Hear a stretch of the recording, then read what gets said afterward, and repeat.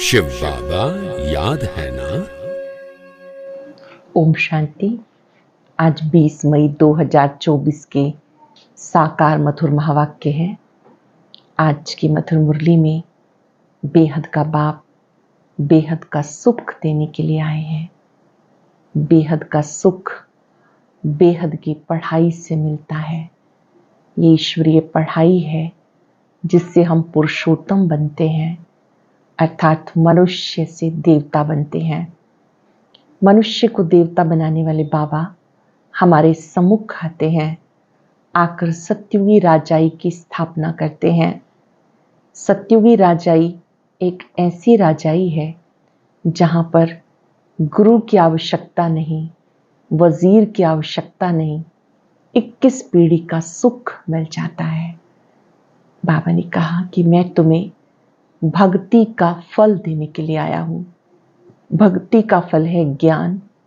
ज्ञान से मिलते हैं भगवान और वो देते हैं सद्गति। याद दिलाया बाबा ने, तुम ही ब्रह्मा कुमार कुमारियां ब्रह्मा मुख वंशावली हो। जो ब्राह्मण बनते हैं वो ही देवी देवता बनते हैं। आपको अपने स्वधर्म में रहना है। शांति आत्मा का स्वधर्म है। इस स्वधर्म में टिके रहना है। जो आत्मा स्वधर्म में रहती है, बाप की याद में रहती है, वो भविष्य ऊंच पद प्राप्त करती है। गायन है मूत पलीती कपड़ धोए। बाबा आते हैं, आत्माओं को शुद्ध बनाते हैं, पतित से पावन बनाते हैं। बाबा कहते हैं, मीठे बच्चे निर्विकारी बनो, पवित्र बनो, योगी बनो, तो पवित्र दुनिया के मालिक बन जाएंगे। इस समय बाबा आकर सत्युगी बादशाही देते हैं, स्वर्ग में जाने के योग्य बनाते हैं। इसलिए पढ़ाई अच्छी रीति पढ़नी है और इतना अच्छा योग करना है जिससे विकर्म विनाश हो जाए और 21 पीढ़ी का सुख प्राप्त कर सकें। सुनते हैं बाबा के मधुर बोल। बाबा ने कहा, मीठे बच्चे, तुम बाबा से भक्ति का फल लेने आए हो। जिन्होंने भक्ति की होगी वही ज्ञान में आगे जाएंगे। तुम बाप से भक्ति का फल लेने आए हो। जिन्होंने जास्ती भक्ति की होगी वही ज्ञान में आगे जाएंगे। कृष्ण ने कलयुगी राजाई में किन 2 चीजों की जरूरत रहती है जो सत्युगी राजाई में नहीं होगी। कलयुगी राजाई में किन 2 चीजों की जरूरत रहती है जो सत्युगी राजाई में नहीं होगी। कलयुगी राजाई में वजीर और गुरु की जरूरत रहती है। सत्युग में दोनों की नहीं होगी। वहां किसी की राय लेने की जरूरत नहीं, क्योंकि सत्युगी राजाई संगम पर बाबा की श्रीमत से स्थापन होती है। ऐसी श्रीमत मिलती है जो 21 पीढ़ी तक चलती है और सब सदगति में है। इसलिए गुरु की भी दरकार नहीं। सत्युगी राज्य में गुरु की भी आवश्यकता नहीं। ओम शांति। ओम शांति का अर्थ क्या है? स्वधर्म में बैठो या अपने को आत्मा समझो तो शांति में बैठेंगे। इसको कहा जाता स्वधर्म में बैठना। भगवान वाच, स्वधर्म में बैठो। तुम्हें बेहद का बाप बेहद की पढ़ाई पढ़ाते, क्योंकि बाप बेहद का सुख देने वाला है। पढ़ाई से सुख मिलता है। बाबा कहते अपने को आत्मा समझ बैठो। बेहद का बाप आया है तुम्हें हीरे जैसा बनाने। हीरे जैसा देवी देवता ही होते हैं। वो कब बनते हैं? इतने ऊंच पुरुषोत्तम कैसे बने, ये कोई भी बता न सके सिवाय बाप के। देवी देवता इतने ऊंच कैसे बने, बाबा के सिवाय कोई बता न सके। प्रजापिता ब्रह्मा के बच्चे, तुम ब्राह्मण ठहरे, फिर तुम्हें देवता बनना है। ब्राह्मणों की होती है चोटी, तुम शूद्र से ब्राह्मण बने हो।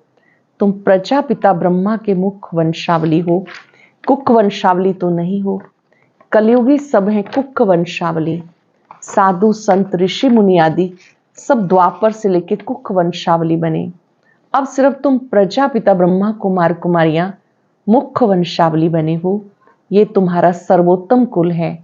देवताओं से भी उत्तम, ब्राह्मण कुल देवताओं से भी उत्तम, क्योंकि तुम्हें पढ़ाने वाला, मनुष्य से देवता बनाने वाला बाबा आया है। बच्चों को बैठ समझाते, क्योंकि भक्ति मार्ग वाले यहाँ आते ही नहीं, यहाँ आते ज्ञान मार्ग वाले। तुम आते हो बेहद बाप से भक्ति का फल लेने। अब भक्ति का फल कौन लेंगे? जिन्होंने सबसे जास्ती भक्ति की होगी वही पत्थर से पारस बुद्धि बनते हैं, वही आकर ज्ञान लेंगे, क्योंकि भक्ति का फल भगवान को देना। ये अच्छी रीति समझने की बातें हैं। अब तुम कलयुग से सतयुगी, विकारी से निर्विकारी बनते हो अथवा पुरुषोत्तम बनते हो। तुम आए हो ऐसा श्री लक्ष्मी नारायण जैसा बनने के लिए। एम ऑब्जेक्ट को सामने लाएंगे। हम बाबा के पास आए हैं ऐसा बनने के लिए। ये भगवान भगवती हैं, जरूर इन्हें भगवान ही पढ़ाएंगे। भगवान उवाच, परंतु भगवान किसको कहा जाता? भगवान तो एक ही होता है। भगवान कोई सैकड़ों हजारों नहीं होते, मिट्टी पत्थर में नहीं होते। बाप को न जानने के कारण कितने कंगाल बन गए।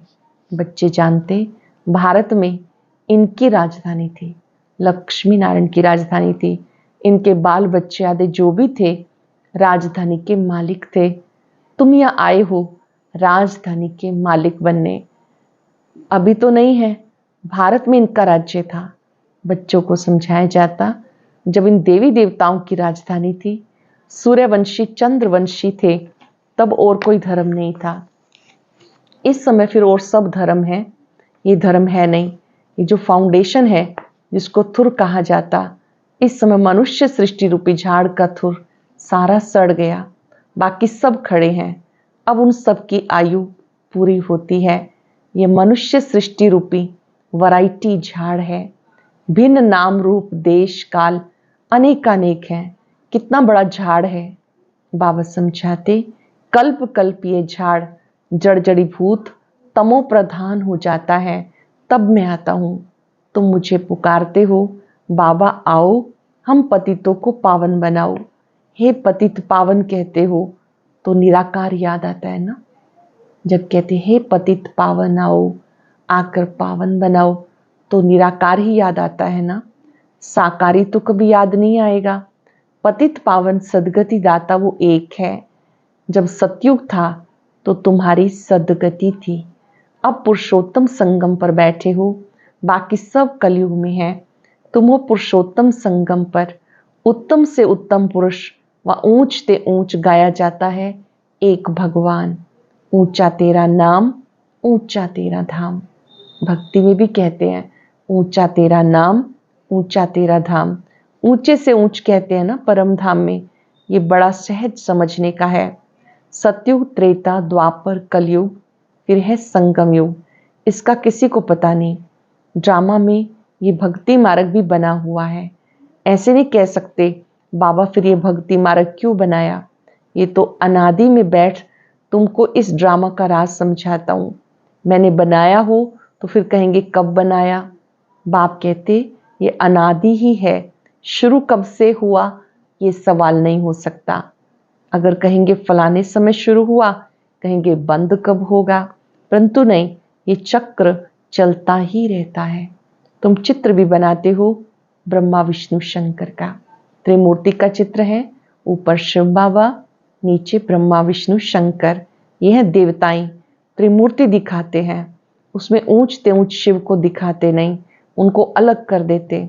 ब्रह्मा द्वारा स्थापना सो तो हो रही है, तुम अपनी राजधानी स्थापन कर रहे हो।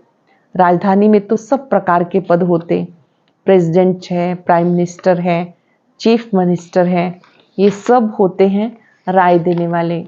सतयुग में राय देने वाले कोई चाहिए नहीं। अब जो तुम्हें राय अथवा श्रीमत मिलती है वह अविनाशी बन जाती। इस समय आपको जो श्रीमत मिलती फिर ये अविनाशी बन जाती।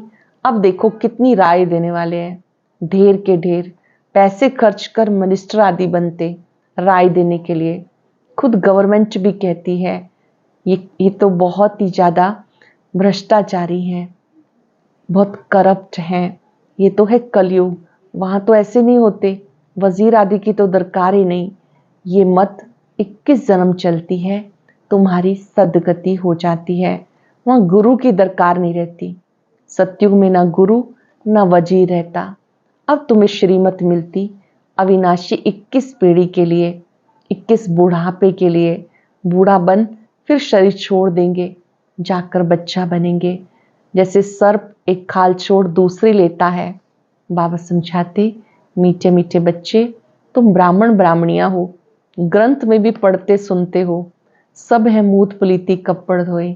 भगवान को बुलाते हैं, आकर मूत पलीती कपड़ा हम आत्माओं का धुलाई करो। हम सब आत्माओं के बाबा आकर कपड़ा साफ करो।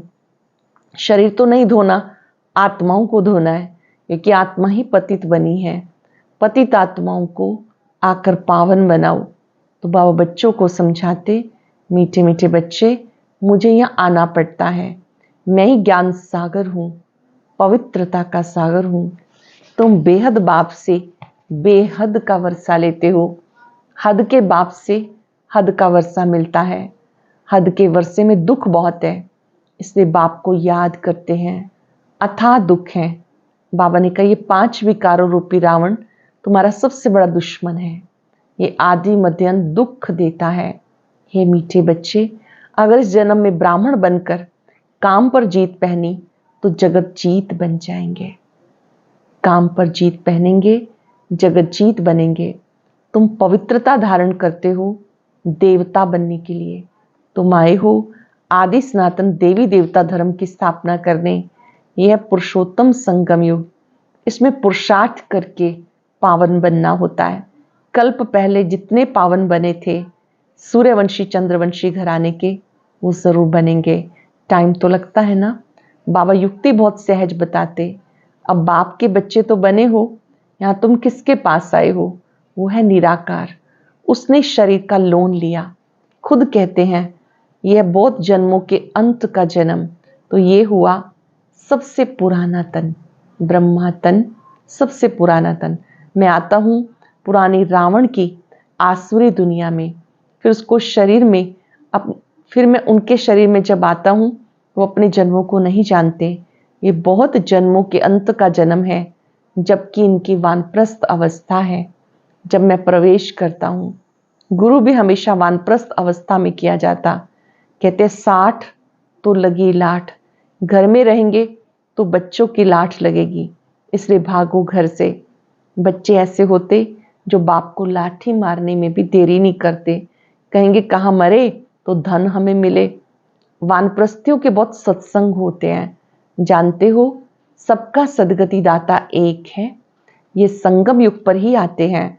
सत्युग में जब तुम सदगति पाते हो, बाकी सब शांति धाम में रहते। इसे कहा जाता सर्व की सदगति। बाप के सिवाय और कोई भी सदगति दाता हो नहीं सकता। शिव बाबा के सिवाय कोई भी सदगति दाता नहीं हो सकता। ना ही किसी को श्री कह सकते, ना श्री श्री। श्री अर्थात श्रेष्ठ।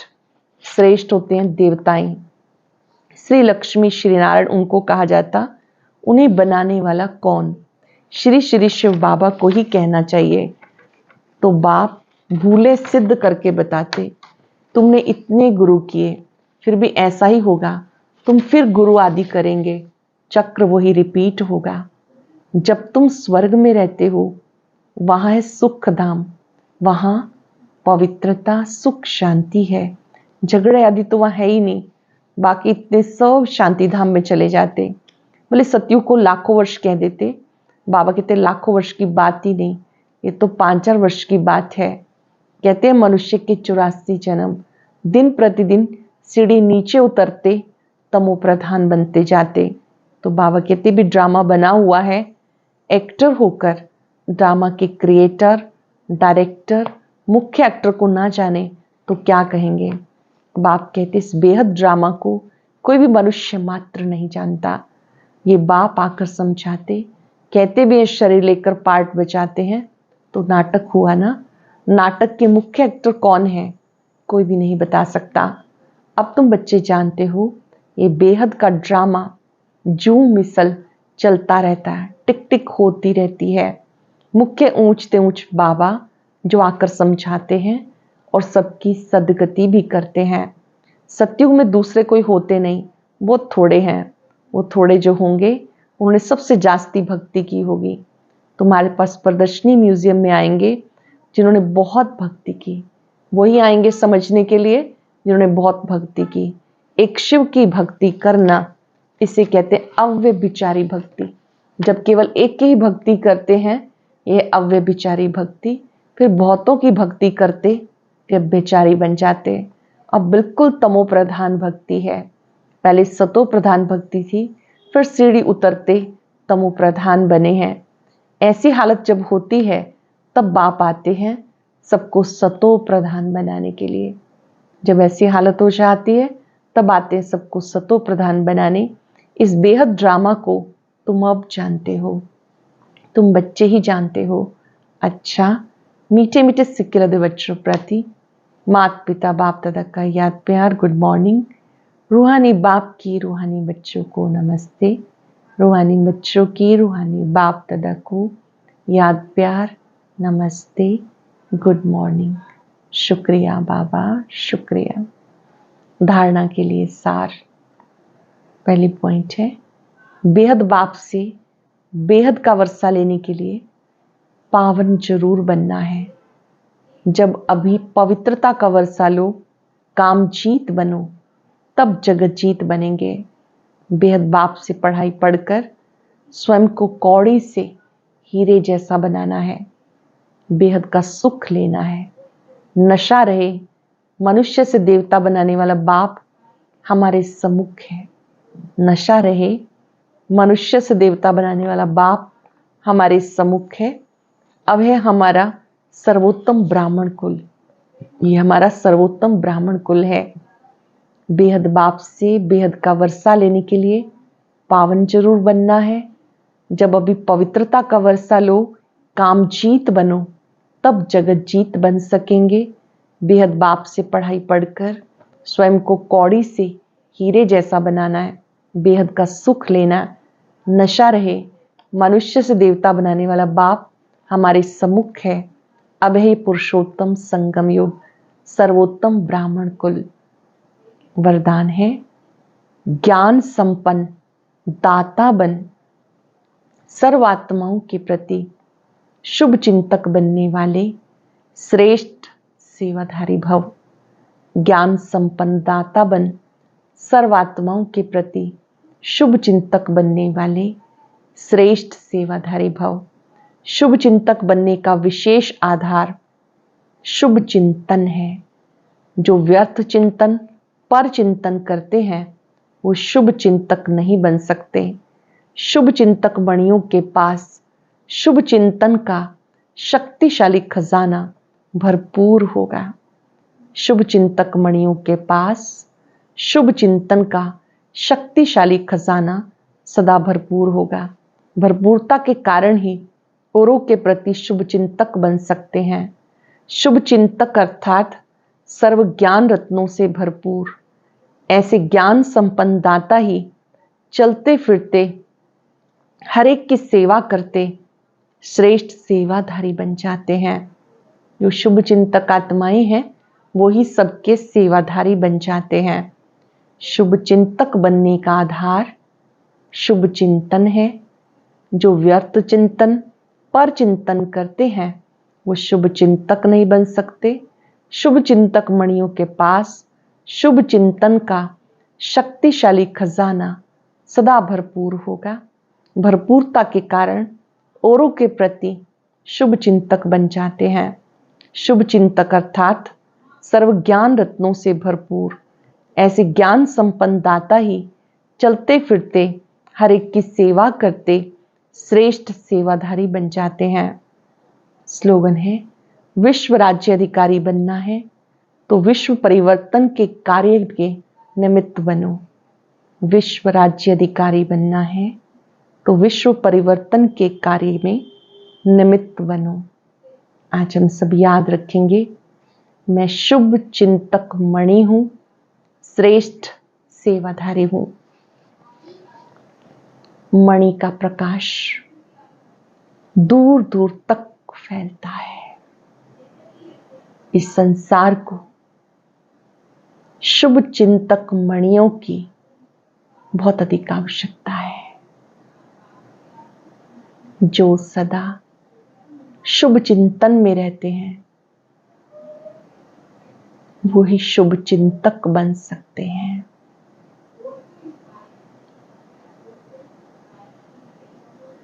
निरंतर शुभ सोचना अनेक आत्माओं के लिए सेवा का साधन बन जाता है।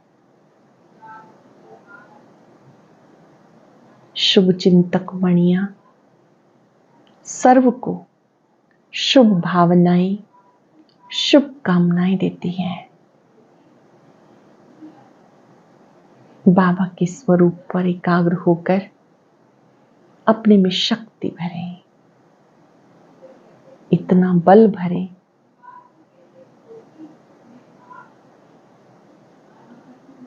कि अन्य आत्माओं को भी आप सहयोग दे सकें, सेवा कर सकें।